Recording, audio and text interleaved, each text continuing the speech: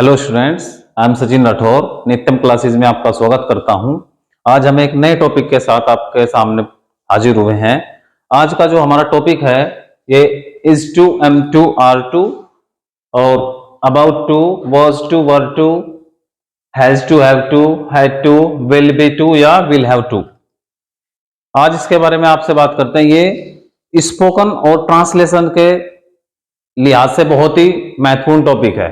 इसको आप जरा ध्यान से देखिएगा। नंबर एक बात करते हैं is to, am to, are to की। तो इसका प्रयोग प्रेजेंट के लिए होगा।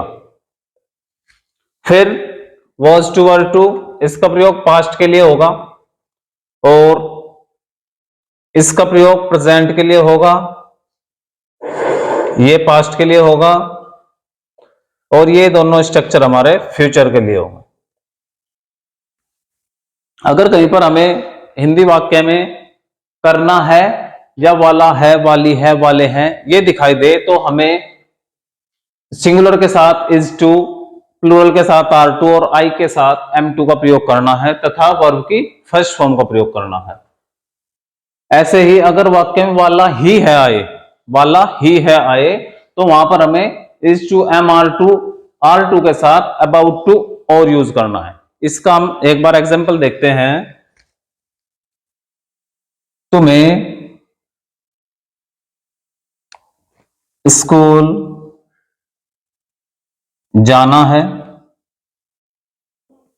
तो इसके ट्रांसलेशन कैसे होगी? You are to go to school. ये नॉर्मल है। अगर इसमें वाला है आ जाए, फॉर एग्जाम्पल वह स्कूल जाने वाली, जाने ही वाली है। इसका दो तरीके से हम यूज कर सकते हैं इसको। तुम्हें स्कूल जाना है या तुम स्कूल जाने वाले हो तो इसकी अंग्रेजी सेम रहेगी, you are to go to school. तुम स्कूल जाने वाले हो। इनकी दोनों की अंग्रेजी सेम ही रहेगी, you are to go to school. अगर हम बात करें वह स्कूल जाने ही वाली है, जहां पर ही वाली आए तो वहां पर हमें अबाउट टू और ऐड करना है। She is about to go to school. अगर सिंगुलर है तो इज का यूज करना है, प्लूरल है तो आर का, और अगर सब्जेक्ट आई है तो उसके साथ हम एम का यूज करेंगे। अब बात करते हैं, ये हमारा प्रेजेंट में होगा। अब बात करते हैं पास्ट की। पास्ट में हम कैसे यूज करते हैं? अगर वाक्य में करना था, करनी थी, करने थे या सिंपल वाला था, वाली थी आए तो हमारा स्ट्रक्चर ये होगा was to, were to plus V1। यहां पर V1 का प्रयोग होगा। उन्हें क्रिकेट खेलना था या वे क्रिकेट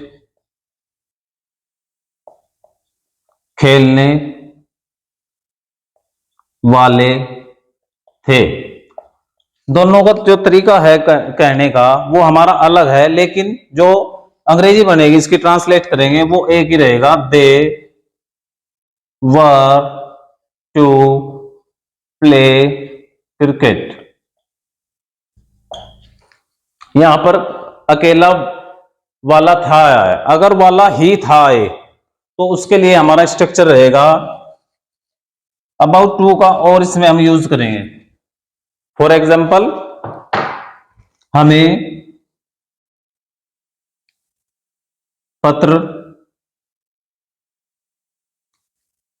सॉरी स्ट्रक्चर दोबारा एग्जाम्पल देखते हैं। हम पत्र लिखने ही वाले थे।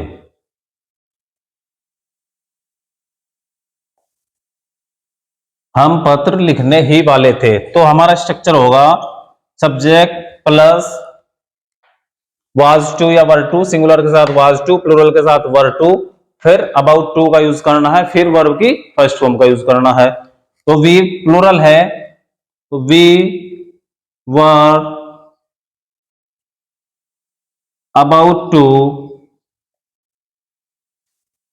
Right the letter. अब हमारा सेंटेंस इस प्रकार से बनेगा। अब बात करते हैं प्रेजेंट में अगर कंपल्सन आ जाए, यानी कि मजबूरी आ जाए। अगर प्रेजेंट में कंपल्सन की बात करें हम या मजबूरी की बात करें, तो फिर हमारा स्ट्रक्चर ये बनेगा, हैज टू, हैव टू या वर फर्स्ट। कैसे? कहीं पर वाक्य में दिखाई दे पढ़ता है, पढ़ती है, पढ़ते हैं, यानी मजबूरी शो करे, तुम्हें यह काम करना पड़ता है। मोहन को स्कूल जाना पड़ता है। ये प्रेजेंट की बात कर रहे हैं हम। प्रेजेंट में अगर मजबूरी शो करे, यानी कि मोहन का स्कूल जाने का मन नहीं है लेकिन उसे स्कूल जाना पड़ता है, जबरदस्ती हो रही है, तो मोहन सिंगुलर के साथ हमें हैज टू का यूज करना है और प्लूरल के साथ हैव टू का यूज करना है। Mohan has to go to school. अब बात कर लेते हैं हैड टू। हैड टू का यूज हम कब और किस कंडीशन में करेंगे?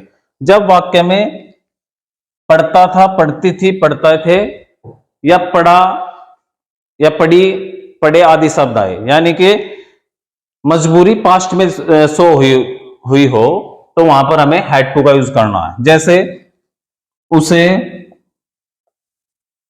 कल पाठ याद करना पड़ा, तो ही had to learn the lesson. अब कल की बात हुई है, कल हमारा पिछले कल की बात है, पास्ट की, तो यस्टरडे का यूज हम करेंगे। फ्यूचर के लिए टुमारो का यूज करना है और पास्ट के लिए यस्टरडे का यूज करना है। अब हमारा ये स्ट्रक्चर कंप्लीट हो गया, ये और यहां तक हमारा स्ट्रक्चर कंप्लीट हो गया। प्रेजेंट और पास्ट हमारा कंप्लीट हो गया है। अब बात कर लेते हैं फ्यूचर की। फ्यूचर में अगर नॉर्मली कोई बात हुई हो या कंपल्सन हुआ हो, तो हम कैसे यूज करेंगे? अगर नॉर्मली कोई ना होगा, नहीं हो गया है, तो हमें विल बी टू का प्रयोग करना है। अगर मजबूरी शो करे फ्यूचर में, उसे यह काम करना पड़ेगा, किसी काम को किसी के द्वारा करना पड़ेगा, तो हमें वहां पर सभी सब्जेक्ट के साथ विल हैव टू का यूज करना है, तथा वर्ब की हमेशा इनके साथ फर्स्ट फॉर्म का यूज होगा। जैसे मुझे कल आगरा जाना होगा, यानी कि यहां पर बात नॉर्मली हो रही है, जरूरी नहीं उसे उस पर कोई प्रेशर हो, नॉर्मली है कि उसे आगरा जाना होगा। तो मुझे का सब्जेक्टिव फॉर्म होती है आई। सब्जेक्ट कोई भी हो, I, we, you, he, she, it, हमें विल हैव टू का ही यूज करना है कंपल्सन में, और यहां पर विल बी का ही यूज करना है, सब्जेक्ट हमारा कोई भी हो। I will be go to Agra tomorrow. हम फ्यूचर की बात कर रहे हैं, इसलिए इसमें हम टुमारो का यूज करेंगे। अगर पास्ट की बात करेंगे तो यस्टरडे का यूज करेंगे। अब बात आती है कंपल्सन की। कंपल्सन में हमें स्ट्रक्चर को कैसे यूज करना है, इसको विल हैव टू को यूज कैसे करना है। उन्हें यह काम करना पड़ेगा, तो यहां पर कंपल्सन की बात हुई है कि ये काम उन्हें करना ही पड़ेगा, तो हम उस कंडीशन में क्या यूज करते हैं? Will have to. उन्हें के लिए दे का यूज होगा सब्जेक्टिव फॉर्म में, they will have to do this work. अब हमारे सभी स्ट्रक्चर कंप्लीट हो गए, सभी के हमने एग्जाम्पल आपको करा दिए हैं। आशा है आपको एक क्लास अच्छी लगी होगी। एक बार रिवाइज करते हैं। प्रेजेंट में हम अगर वाक्य में ना है या वाला है, वाली ही है आए, तो हमें is to M2 R2 plus verb first का प्रयोग करना है। अगर वाला ही है आए तो हमें, या वाले ही है अभी आ सकता है, यहां पर वाले ही हैं तो is to M2 R2 के साथ हमें about to प्लस V1 का प्रयोग करना है। यदि पास्ट में करना था, नॉर्मली कोई काम करना था, या वाला था वाली थी आए, तो हमें was to वर टू का यूज करना है। सिंगुलर के साथ was to और प्लूरल के साथ वर टू प्लस V1। अगर वाक्य में वाला ही था या वाले ही थे आए तो हमें was to वर टू के साथ about to प्लस V1 का यूज करना है। अगर वाक्य में पढ़ता है, पढ़ती है, पढ़ते हैं, यानी कि प्रेजेंट में कोई कंपल्सन हो, मजबूरी शो हो, कोई काम जरूरी दिखाई पड़े, तो वहां पर हैज टू, हैव टू का यूज करना है। हमेशा इनके साथ वर्ब की फर्स्ट फॉर्म का यूज होगा। अगर पास्ट में कोई काम कंपल्सन में हो, ये कंपल्सन है, तो हमें हैड टू का यूज करना है। अब फ्यूचर में क्या होगा, अगर कहीं पर ना होगा, नहीं होगी, नहीं होगा, होगा हो, तो सभी सब्जेक्ट के साथ will be to plus V1 का यूज होगा। अगर फ्यूचर में कंपल्सन की बात करें तो वहां पर will have to plus V1 का यूज होगा। सब्जेक्ट हमारा कोई भी रहा हो, सभी के साथ will have to plus V1 का प्रयोग होगा। आशा है आपको ये क्लास अच्छी लगी होगी। ऐसे ही एक से बढ़कर एक क्लास का आनंद लेने के लिए नित्यम क्लासेस से जुड़े रहिए। नमस्कार, और मेरी ओर से आप सभी को होली की हार्दिक शुभकामनाएं। धन्यवाद।